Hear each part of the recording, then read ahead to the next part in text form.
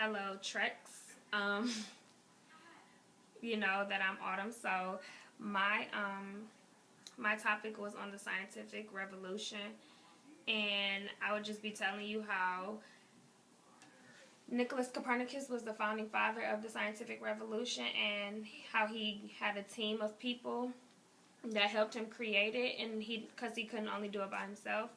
I also read a book on Copernicus. It was called Copernicus' Secret: How the Scientific Revolution Began, and it gave me great detail on many people that also helped him and how exactly they contributed and what they did to help Nicholas Copernicus make the scientific revolution such a big thing, and exactly how it changed the world.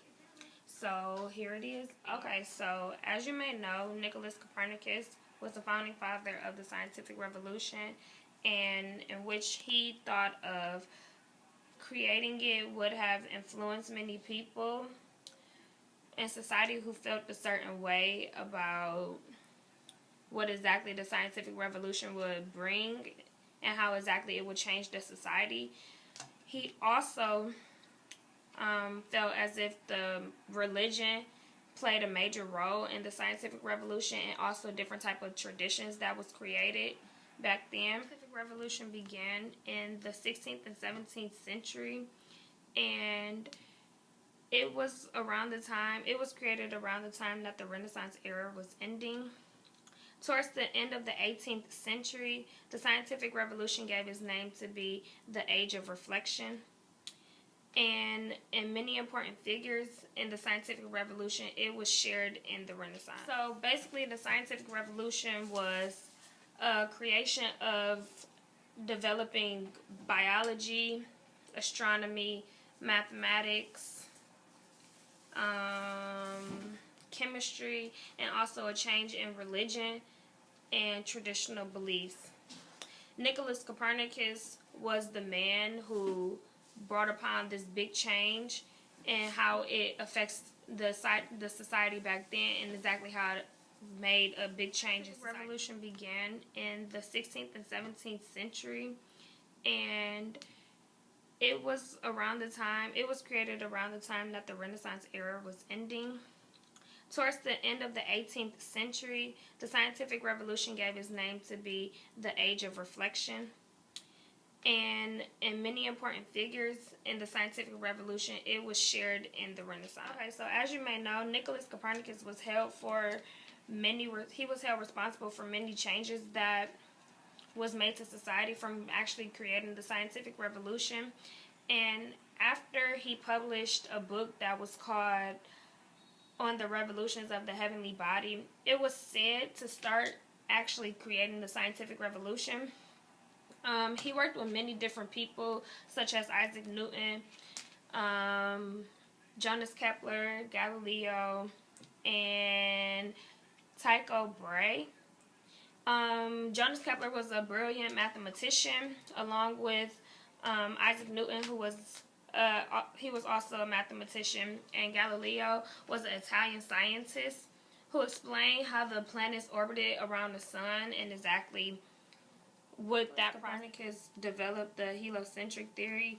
He basically explained exactly how the sun didn't orbit around in the center, and it didn't exactly stay in the center of the solar system, but he explained how it was offset of the center. Copernicus felt as though his theory would be rejected by many scholars because it contradicted the religious views. He was a smart man, and he was very good at math, and he studied at university. He studied at a university until the age of 30, and he excelled in different fields such as medicine, law, theology, painting, and as well as astronomy. While creating the scientific revolution, Nicholas Copernicus worked with different people to help create it, and a couple people that he worked with was Isaac Newton and Galileo. Isaac Newton is a widely recognized scientist, and his first step as far as contributing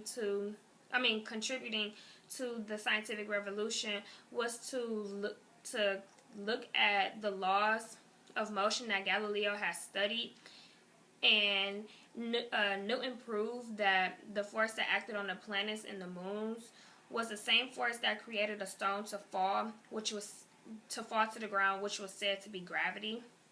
Okay, so Galileo's contributions to the scientific revolutions were contributing basically to the field of physics, in which he formulated the laws governing the motion of material objects. Galileo's observations supported the theories of Copernicus.